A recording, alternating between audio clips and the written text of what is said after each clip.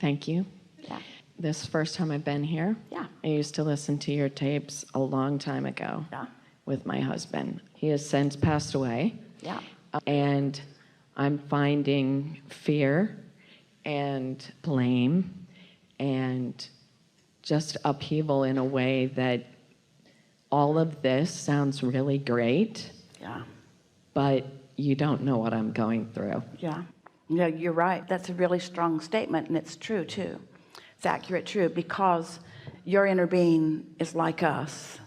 And when you feel the way you're feeling, two things are important for you to know about that. You're right. We aren't resonating with that because we don't feel that way. But the second most important part is the reason you feel that way is because you are not feeling the way your inner being feels. In other words, what you're feeling feels like it's for all of these reasons, and they're valid and justified. We get it. But what you're feeling is the deprivation of yourself from yourself. Feel the circle of this. I don't feel like my inner being feels, and because I don't feel like my inner being feels, I feel like I feel. I feel like I feel because I don't feel like my inner being feels. This is the way somebody feels who's not in connection with their inner being. It feels like you can't get there from there, but you can. You don't always feel fear, do you? I guess it's more, yeah, it's fear, but it's also, I question every single thing. All right, so just give us one question at a time. We'll give you an answer. And some of your questions, the answers will satisfy you, and some of them won't. Try to be succinct, but I question everything. Big question? Financial. What's the question? Do I deserve money? Yes. Will I be able to stay in my house? Those are the kind of questions I have. Well, you see, this is what we want to help you to discover. Now, we're just asking you, and the conversations that have come before are perfect preparation for this, so this will be easier for you. So feel the difference between the wobbly question, will I be able to stay in my house, and the statement, I want to stay in my house. Can you feel a difference in those? Yeah. And if you say, will I be able to stay in my house? I hope I can stay in my house. Will I be able to stay in my house? I want to stay in my house. No momentum ever happens because you wobble, wobble, wobble, wobble, wobble. But if you say, I want to stay in my house, I want to stay in my house, I want to stay in my house, what happens is, before long, you become a vibrational match to your inner being who says, you're staying in your house, you're staying in your house, you're staying in your house, you're staying in your house, you're staying in your house. I want to stay in my house, you're staying in your house. I want to stay in my house, you're staying in your house. And then pretty soon you're saying, I'm staying in my house, I'm staying in my house. And you can't feel that sureness and that insecurity at the same time. And the thing that we really want to explain to you is, you see, it feels to you that you didn't have any choice about your husband making his transition, and you didn't, because you don't create his reality. So it feels to you like something really big and really bad that you didn't have a choice in has happened, and now that's why you're questioning everything. What do I have choices about? And we say you have choices about whether you stay in your house or not. If you decide that you're going to stay in your house and you don't wobble with all of that insecurity, then you become a vibrational match to your inner being who knows that you can do whatever you're wanting to do.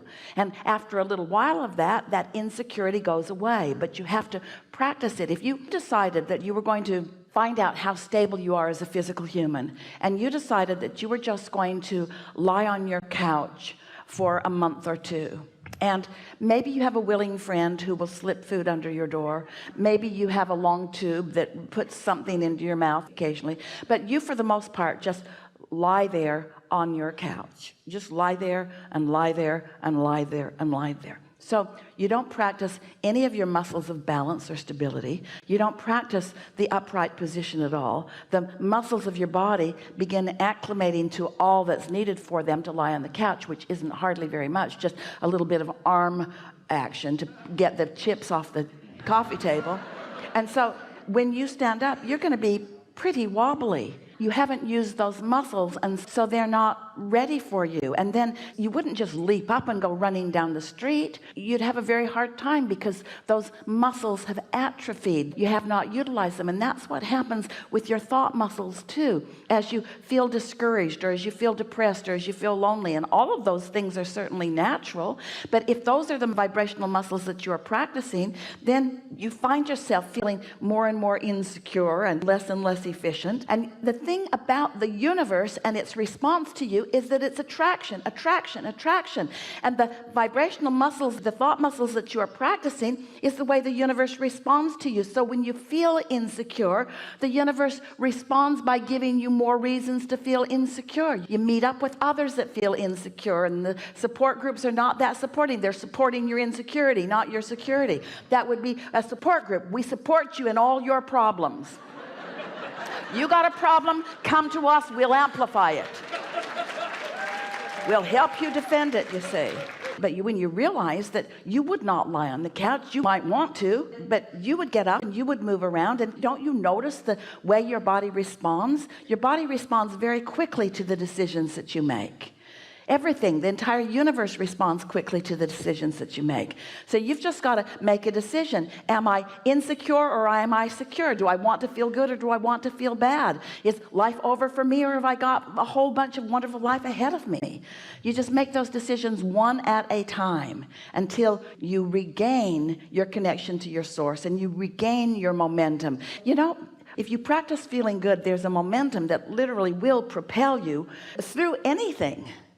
That's the way momentum is, you see. It'll take you to places that you didn't even know you could go. But once you get that momentum going, off you go. Yes? So we know that was helpful. We know it made you feel better. So do you have another question? That was a good question. It really brought a good answer, didn't it? I find that... Now wait, think about what you're doing here. Think about what you're doing, because you're making statements. You're practicing your muscles right now. So which muscle are you practicing with this next sentence that you're about to offer us? Well, are you arguing for your limitations? No, I want to live in the solution of whatever is going on. The uncertainty. Now wait a minute. It makes me a little crazy, but I am trying to... I say yes to everything. I try not to stay in. We appreciate you so much, but you're not even trying yet, and it's all right. Words don't really matter, and so we're not really asking you to choose words that you don't mean, but we are asking you to feel the point of attraction of the words that you are using. So when you use a word like uncertainty, flesh it out a little bit and make it a nicer word to you. I know there's lots of choices that I will be making, and things will clear up in time. Isn't that a nicer way than saying uncertainty? Yeah. When you say it's crazy making, or it makes me crazy, can't you say something that's a little nicer to you? I'm a stable girl. The reason that I even can recognize what crazy is because I know what stability is, and I prefer stable to crazy. Who is it in your world that is enjoying your chronic complaining? Is there anybody that's enjoying your chronic complaining? You're sure not. Esther said to a friend, after Jerry made his transition, a friend of hers, his wife made her transition, and they were talking one night over dinner, and he said to Esther, I'm just feeling so damn sorry for myself. And Esther really heard that, because she thought, ooh, I'm doing some of that too. I'm doing some of that too. And it is so ridiculous. It's so ridiculous. It's all right to miss someone. It's natural that you do. And it's all right to acknowledge the benefit that they provided when they were there. It's natural that you would. But feeling sorry for yourself, or actually choosing to point out the hardship that you're living, you can never get over hardship when that's your pattern. You just can't do it, you see. Do you think your inner being is feeling sorry for you? Because when you are, it sucks, doesn't it? Because your inner being knows your strength, and when you don't, you feel your inner being isn't agreeing with you. And we are standing here as a verbal representation of your inner being, you see. So of course you feel wobbly, but you don't need to all the time. And often you don't, but that's not what you're talking to us about right now. You're not telling us the story about how you woke up one morning and you sort of got full of yourself and you went out and the day was beautiful again until you felt guilty about the day being beautiful. You didn't tell us that story. You didn't tell us how much fun you're having in your newfound freedom and autonomy. You're not telling us any of those stories. You're not telling us about how you like being in charge of your life and how it's nice not to have a damn compromise every time you turn around, that you're getting to do what you want, that you're getting to order what you want to eat. You're not just eating the other half of what somebody else wants to eat. You're not telling us any of those stories. Well, there's definitely You're more not telling root us beer about how in you my get to house. spend your money the way you want to spend your money. You're not telling us about the restrictions been lifted. You're not telling us any of those stories of freedom because you feel guilty because you think you're supposed to feel sad for the rest of your life. Yes. Yeah. Yeah. Well, Thank you. enough? Yeah, I'm good. Really good. Really good. Yeah, really